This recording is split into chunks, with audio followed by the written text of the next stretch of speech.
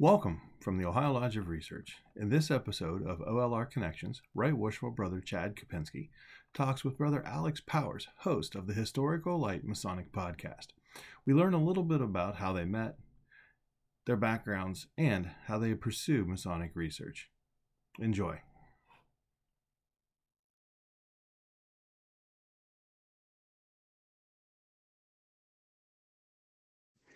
So I'm trying to think, Alex, I think I've known you 4 years now. I think I met you about 4 years ago.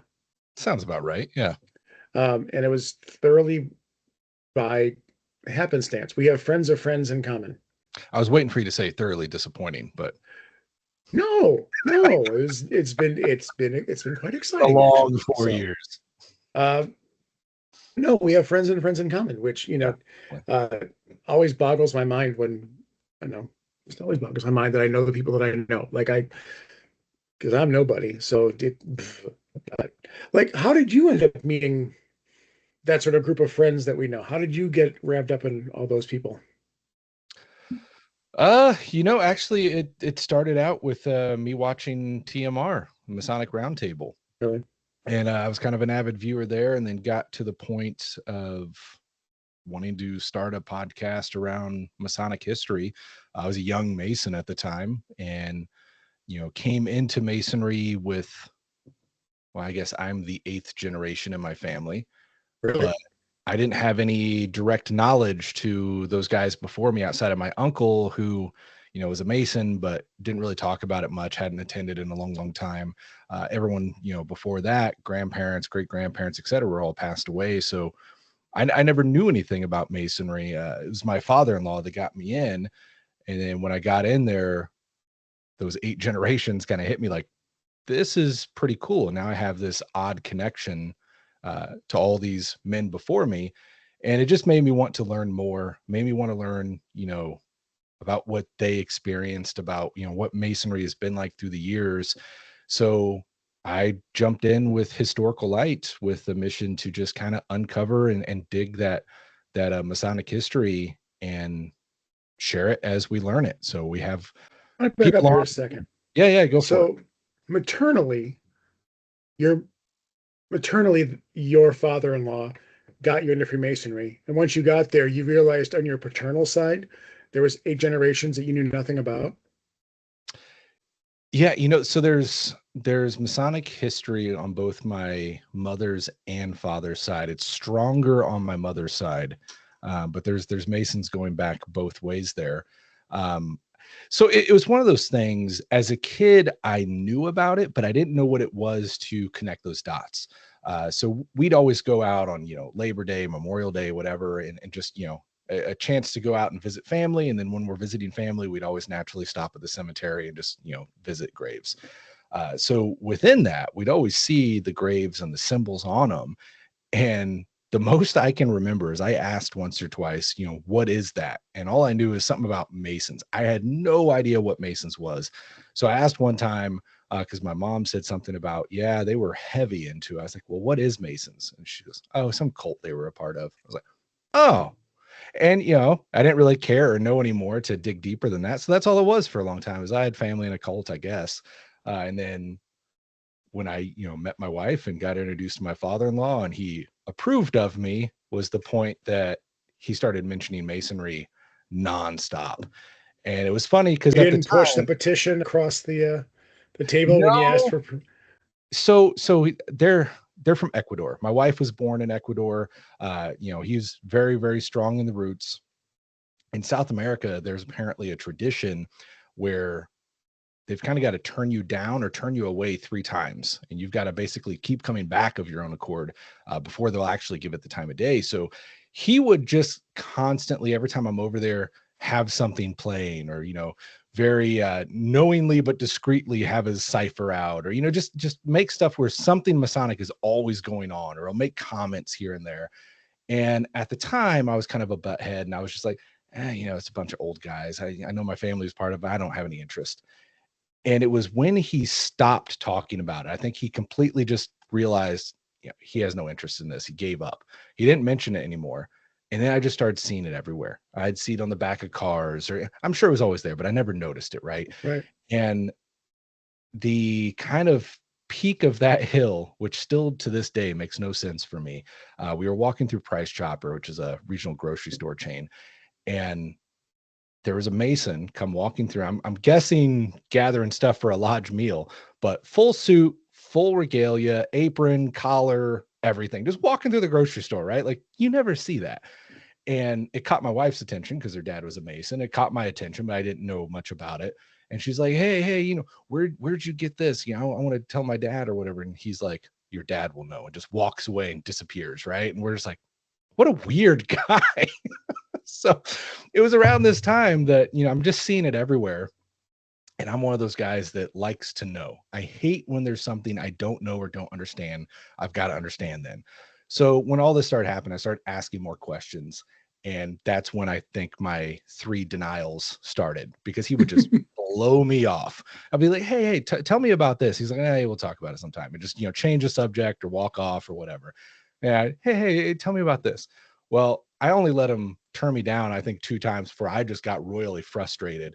And I sent him an email. I was like, you know what? There's a lodge down the street from me. I already sent him an email. I'm just going to find out myself.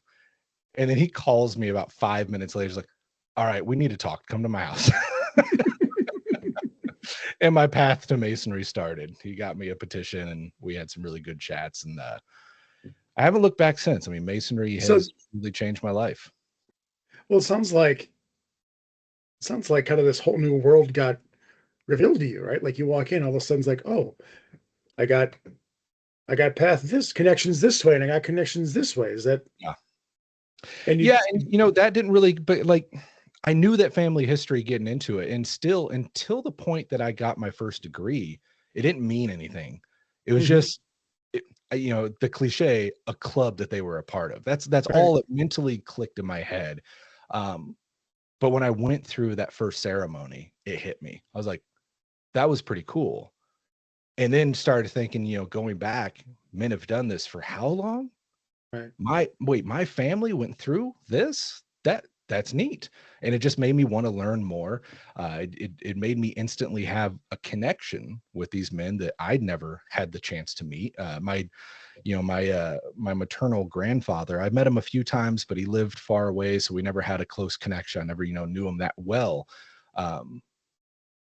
So yeah, it was just this instant connection with men that I'd never had that chance to have a connection with before. I will say that's one thing I think is really cool. I don't have a Masonic, history in my family, except like the first governor of Georgia is in my family tree, and he was a Mason, but that's like the only one that we know about. But so you do have a Masonic family history. Yeah, like 100. It's hard not some years before I was born. Yeah, if any of us look hard enough, you're going to find. You'll find somebody eventually. But it was interesting, like going in a weird way. My grandfather said that the worst thing the Catholic Church ever did was stop doing the Mass in Latin, because there was something about, you could go anywhere in the world, you could walk into a Catholic church, and you could participate. You could, that broke down barriers, and that broke down things that, Yeah. And in a similar way, I guess for me, I think of, I went through the degrees this way, and so did the current Grand Master, and so did this guy I'm reading about in, the history books, or,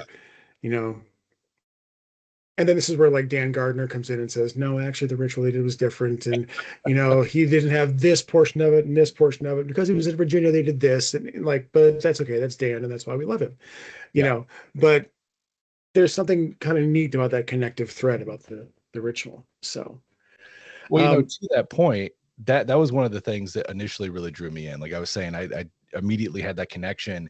And of course I was going at that time, I just got my first, so I'm memorizing the ritual, trying to, prove up.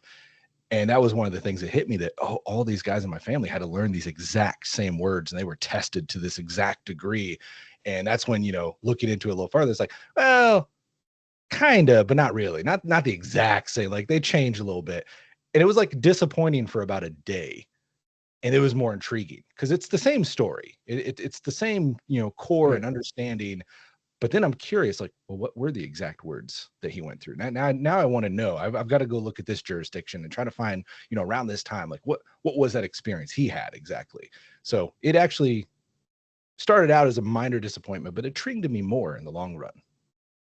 I'm going to ask a weird question here. Yeah. But we'll come back to what I really want to talk about. But do you? I get paid by the hour. Go for it. You're fine. But the question is, like, did you go to college? Do you have a college degree? Like, what is your training in? What? That's interesting, man. So, yes, that, like, yeah. My undergraduate degree is theater education with, minors in theology and English education. My master's degree is educational policy. I know nothing about nothing, truthfully. So I just kind of wondered, because please, let me know here. So. No, I do have a college degree.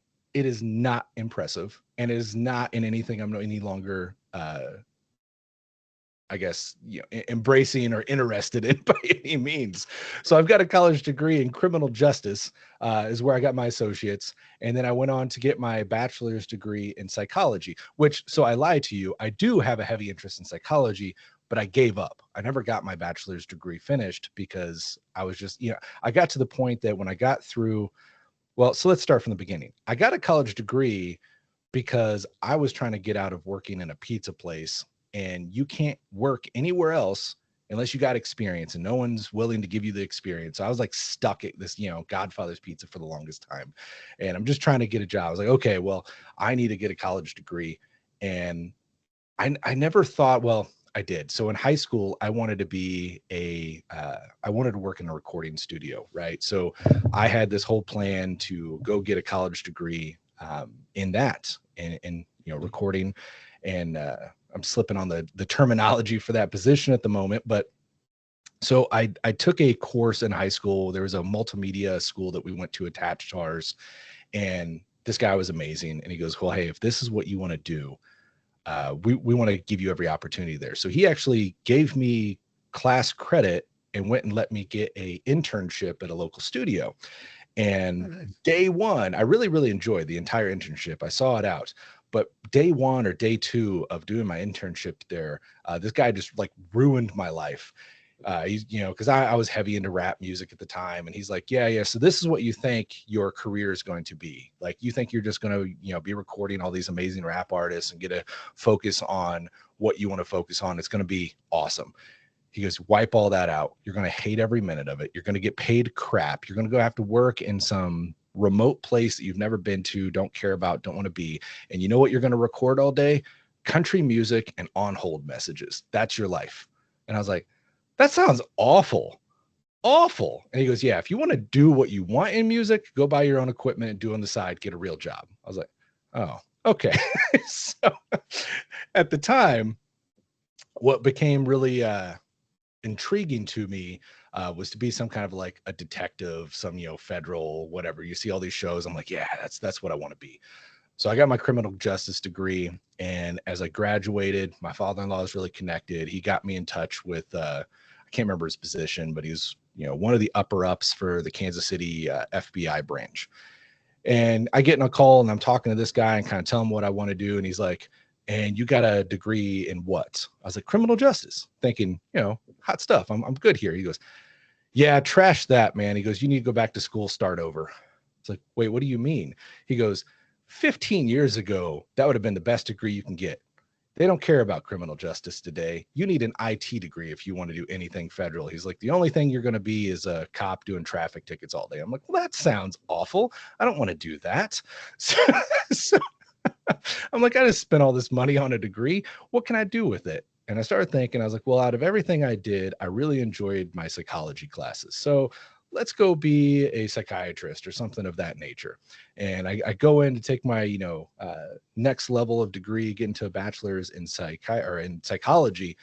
And I get 3/4 of the way through completing this degree, spending all this money. And I start looking because, hindsight, don't look forward, just get the degree and spend all the money. I start looking at where I'm actually going to go when I graduate, what kind of amazing job I'm going to get. And now I'm going to be a psychiatrist. And yeah, I wasn't a bright guy at the time. I'm young, started early, I've got kids, I'm hustling, got a house, I'm, in above my head. And I realized, yeah, you can't be a psychiatrist with a bachelor's degree. You've got a long ways to go there, buddy. So what can I do with my bachelor's degree?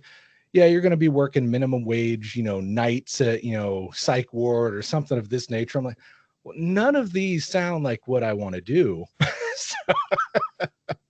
So I gave up, right? And ended up working construction and opening my own company, doing low voltage stuff. And it was about that time that I got into Masonry, and I've always had a love for history. My father, I guess my grandfather was in World War II, a navigator in a B-24 bomber. So my father's huge history nut for World War II stuff. Has been published author, all that. So I've always had a generic, interest in history and Masonry, and getting into that, connecting those family dots, really just set that love for history on fire. So I have a ton of outside of college training. I've gone through more courses and certifications than I could ever name to you, just because that's what I find fun. So, I'm certified in preservation, in digitization, management and stuff of that nature, that I've done through, historical societies for the state and otherwise. Tons and tons. Anytime there's, a certification course or just a course or YouTube videos that I can go through to learn more about how to properly research and database and do this and do that and find what I need to find, I'm all over it. But, outside of that, yeah, that's not what my college degree is in by any means. When I first started looking at the Ohio Lodge of Research, I had some brothers say to me, "Oh, that's all the doctors and lawyers and the smarty pants. You don't want to go there." And I'm like, well, I like to think I'm smart from time to time.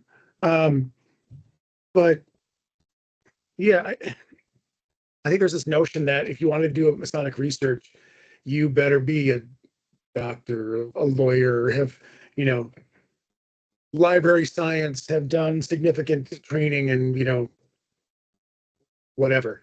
And I don't know. I think I'm finding curiosity is more important than training. I don't know. What do you think? And in today's world, not to knock upper education by any means. I think it's a beautiful thing. It's one of those things, like, if I could go back, or if I could just be at that point of life now with the mentality I have now, the desire I have now, I'd be a completely different person. And yeah, I'd be in all kinds of crazy, degrees and this and that. But, I am where I am.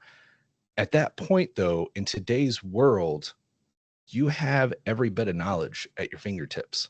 I mean, everything you could want to know is online and is actually compacted into these little devices we carry around. Now, you've got to have some smarts and ability to weed through the BS and, properly research and such. But if you have that level of curiosity, you have the means. It's there. And I think that's also the beautiful thing about, Masonry offering these places like lodges of research. Masonry in general is amazing in that way because it puts you in touch with guys of all walks of life. Like, there's no one type of guy that's just a Mason, right? And I think that's the beautiful thing. And what leads to such amazing conversations and connections is we're so diverse. But then when you get into the lodge of research, you have so many different, disciplines. You can learn a ton. You've got experts in everything around you if you look far enough. A big question that I've been struggling with pretty much all year. Yeah. Oftentimes when I am talking to people in the Lodge of Research, right, I'm preaching to the choir, right? I'm talking, either I'm the crazy person in the room obsessed with, the Lego squirrel that I found, or like I'm listening to someone else talk about, their obsession with the Lego squirrel. But there are a ton of guys.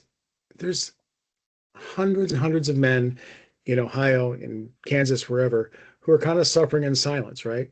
They ask a question and they never get beyond oh, that's weird. Or they walk by that picture on the wall, like, I wonder who that guy is. And they never, there's something missing. There's some leap missing between,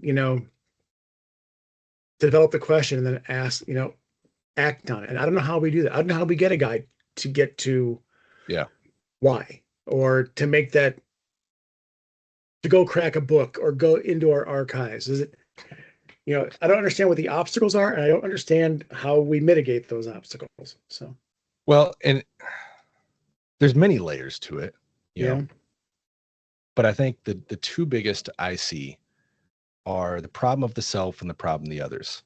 For one, we've got to get comfortable enough in ourselves to go beyond our comfort zone and just do it. When I started off Historical Light, like we covered, I don't have a fancy history degree. I've gotten certifications and stuff after the fact because I've really gained interest and I want to know how to do stuff better, etc. But I didn't approach this as a certified historian. If you go back and watch my very first episode, I say that straight up. I am not a historian. I don't know what I'm doing. I have an interest here and we're going to do this together. So, if you want to come along for the ride, I think this will be fun. And I hope we learn some stuff together. Fast forward, God, we're coming up on, what was that, 2016? So almost 10 years, right? I can comfortably call myself a historian today because I jumped in and I have done enough and, put myself through enough and learned enough along the way that I can comfortably call myself a historian today. If you have that interest, you need to dive in. No matter if that's history or esoterics or the ritual or whatever it is, you need to have the comfort to start somewhere. We'll go back to the others thing, but we're talking about the self. Is it that fear of I'm wrong? Is it the fear of, well, if I'm thinking this, it must. I think all the above. Like I'm stupid, or like, well, obviously somebody's looked at this, this isn't worth looking into. Somebody must have asked this already. Like what? Yeah. I think it's all the above, honestly. Masonry has a tendency of coming across, and not in a bad light, but Masonry has this tendency of coming across very nose up, very, pomp and circumstance. And for a guy coming in that is not comfortable in those areas, it's very easy to feel less than, not good enough to even approach that. I better just go off of what he says, or I'd love to learn about this. Man, I hope you search this up because I'm not good enough to do so. And that's not saying that brother shouldn't search that up. I hope he does, but that's where the beautiful part of Masonry comes, where we can kind of cross paths and compare minds and learn from one another. Not enough brothers are comfortable enough to jump in. Especially recently, though, that problem of the other grows a little bit because we get those guys. It started off with those guys that do have those backgrounds, that are pomp and circumstance, are a little nose up, and they're distant from the others. Oh, you shouldn't do anything Masonic history because you're not a historian. I am. You just need to leave that to the guys that know. And while I fully understand, those guys may know how to research better, there's tons of research that needs to be done. We can't grow unless we learn. That's what we're here for. The problem, especially in the last handful of years, I think it's just probably more prominent because of social media and everything else. You see it more. The brothers that finally get the guts to stick their foot in the water become an expert overnight. And then they are that guy with the nose up in the pomp and circumstance. And you better just stay in your lane, buddy. We've got to separate ourselves from that and understand what Freemasonry is. We're all here as a rough ashler looking to learn and improve ourselves through that knowledge. That can't just be tied to one guy. That can't make us the expert all the time. And if you see yourself as an expert, that's probably a point of a rough ashler as its own. I see myself as very knowledgeable in a lot of areas. Do I know it all? Hell no, I do not know it all. And once I get to the point of probably being close to where I could know it all, it's probably changed. And I probably need to go back and relearn. It's just life. But two comments and you think of one is, it's because of a conversation with you and with my good friend David Dougherty that I actually, the little disclaimer that we all put at the beginning of our educational presentations, right? This does Yeah. not represent Grand Lodge, yada, yada. I have to say that, basically that this is what I think today. This could totally change based off of new information, time, and perspective. Oh yeah. Because you're right. What I know today, who knows what I'm going to learn about tomorrow. And the second thing is, I'll get there, but it's a long point. I think one of the coolest things I've seen at Ohio Lodge of Research meetings and Masonicon Kansas and Masonicon Chicago in the Midwest Conference, like the guys who I think of as like are the smartest guys in the room, right? Yeah. The if I walk by them at a table, they aren't usually sitting there talking about what they know and like holding court. Usually they are listening so intently to some guy who they've been a master mason for a year and a half and they just found their little squirrel and they're talking about it and they're like, oh man, that's really cool. Tell me about that. Like I don't know if it's that confidence of like, I have nothing to prove, or it's the I want to learn, or kind of like I said, like, I know nothing about this and you're really excited. Let me, see it. Layers, right? There's so many different layers to that. So what I do today professionally is I'm in marketing, and this goes for, I don't know, probably pretty much any career field out there to some degree or another. But anything we do, we write copy, etc. We have it peer reviewed, right? And those peers that are reviewing it may be more senior in marketing than us, may be brand new, but we get those different perspectives, and we get maybe mistakes or typos caught by even the guy that's been there 2 days, right? And there's value to be taken away from that. Just because you've studied something and you have a firm understanding, I guarantee you have a conversation with a guy that's just learning about it and he brings a different perspective to it. Even though you know the topic way better, it may make you think about it just a little bit differently. I mean, I've sat after lodge with, there's a guy at my lodge called Doc. He was an old veterinarian. I think he's like 95, 96 years old now, right? And he has been, I don't even know how many years he's been a member, but when that 50-year book was written, he was there. Let's say that. I know that for a fact. But I've literally sat in lodge with him just in an opening, Master Mason opening. And he comes up after and goes, I saw that a little differently tonight. Made me think about it a little different. That's interesting. And we have a conversation around that. I'm like, you've sat through how many hundreds of meetings, and sitting here at 95 plus years old, that opening that you've seen hundreds of times hit you a little differently tonight. You learned something. You thought about something differently. And I think that's where that aspect comes in that has so much value. That new guy may catch something that you've glossed over for a long time, or that you just haven't, considered in this light for a long time. Well, and I mean, going back to the self, different things mean different things to you at different times, right? Yes. You read 1984 in high school when you're like 16, it means one thing. When you're 32 and have lived a bit, like, whoa, wait a minute. And when you're, 60, it's like, oh, this is a very different book. Not even pick any book, For sure. Velveteen Rabbit is very different when you're 3 than when you're 30. Like it just is. Yeah. You're a different person. You're looking at it through different experiences, different eyes. I mean, absolutely. The other thing that, I also think about, for me, it's that reciprocal nature of education, right? I didn't learn how to become a student until I became a teacher. And everyone's so right. Let me do this. We've Kansas Masonicon. I do want to talk about that for a little bit. Okay. So how did it start? Like, how did this all happen? Man, another case of I'm nobody. Yeah. Was never intended to happen. I got invited to, what year was it? 2017, whatever the second year of Masonicon in Attleboro, Mass, up at Ezekiel Bates Lodge. I got invited to the second one. I'd never heard of it before. So I had just got started. Yeah, it must have been probably 2017-ish. So maybe their first year was 2016. I don't know. But I got started in doing the Historical Light Podcast 2016.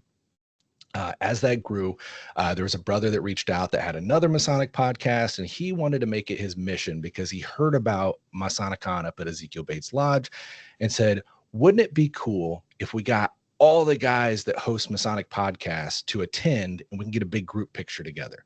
And I was like, oh, that would be cool. You and the TMR guys and exactly. So I was like, that would be cool. And I've never had the chance to travel to the East Coast. I'd never been out there at that time. So I was like, yeah, let's make this happen. Well, most of it fell through because the brother that set it all up couldn't make it.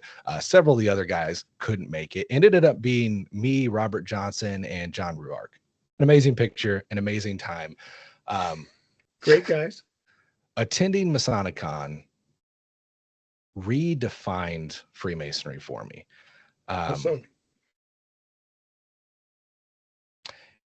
I guess it was in a time, and again, this is early on, but I got brought into Freemasonry under my father-in-law. My father-in-law, Angelo Mino, had a zeal and respect for Freemasonry that is rarely paralleled, in my personal opinion. So he brought me up to appreciate and to expect from Freemasonry different standards than I was getting. So I was unfulfilled. And the most, I guess, light I was getting was from my experience in Historical Light, reaching out, talking to different brothers, having different experiences. But I was in a troubled spot at the same time. I didn't know if I was really going to continue. How much was this for me? I was in a weird spot. Being there at Ezekiel Bates, meeting the brothers that I met, the conversations that I had, the education that I had, because we just didn't have education like that in lodges here. I mean, I'm sure it was around, but in my experiences, that's not what I was seeing in my lodge experience. It just kind of redefined the Masonic experience for me. It relit a fire that I don't think even I knew that needed to be relit. Like, it was just one of those things where I'm like, Angelo said it was this one thing. It doesn't really seem to be that. Maybe this isn't for me. And this kind of opened my eyes to a new way. So for me, that was a Midwest conference for the exact same thing. Yeah. Like you sort of feel like you're toiling in silence, or like you have an idea and like you feel like you've taken a bunch of guys to Hawaii and they're arguing over a sandbox. And you're like, if we go over this hill, I can show you the most beautiful waterfall I've ever seen in my life. But exactly. They're arguing over like the sandbox. And I feel bad about saying that. But then I went to like MCME and Robert Johnson and Spencer Herman and like all those guys were there and just talking to them like, oh, yeah. Oh, wait, you see it too? I'm not alone. And I've had that experience at Ohio Lodge of Research meetings, at Kansas Masonicon, Chicago Masonicon, going to different lodges. Like, oh, yeah. So, but you decided to have your own Kansas Masonicon. Yeah. And I guess to take it back a second, I should probably re-explain something I said early on. You asked me how I became friends with that group of guys. And I mentioned, I was an early follower of, TMR and Whence Came You and whatnot. And I'd comment, those guys didn't know who the hell I was. It was Masonicon that truly connected me and made those lifelong friendships. I talk to most of those guys on a daily, weekly basis. And I always will. And so many more guys than just, that group, but it was that experience. It redefined Masonry for me. And I came back here screaming like I saw aliens. I was like, oh yeah, Masonicon, East Coast Masonry. It's a whole different, and they're like, what? Okay, you're crazy. Go away. So it started making me want more. I got invited to then be a speaker. I kept going. Then Robert Johnson brought Masonicon to Chicago. And that was eye-opening for me because, Brian Simmons, he hates the term. We call him the godfather of Masonicon. That guy carries a lot on his shoulders. But at the same time, there's a pretty amazing team at the lodge up there that really helps make that thing a reality. great crew. They pull off an amazing event. When Robert brought it to Chicago, it was pretty much Robert. Robert was picking us up from the airport. Robert was setting up the vendor tables. Robert was putting all the slide decks together.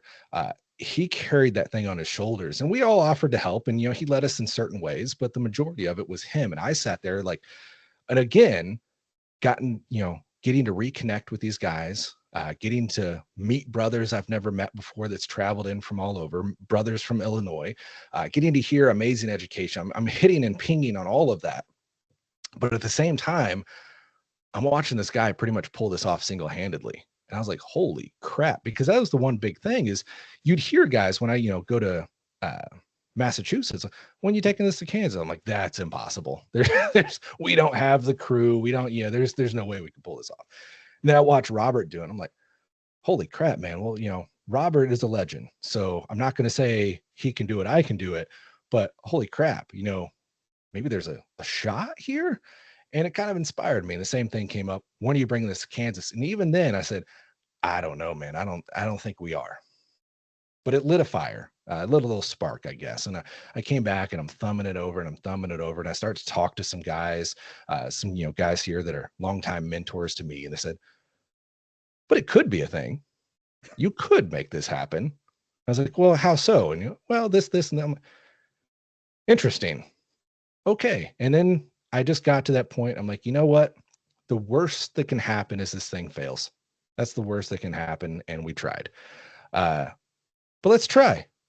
There's nothing like this here. We don't have this experience. And how cool would it be if, for the guys that aren't able to make that trip, if we can bring it to them.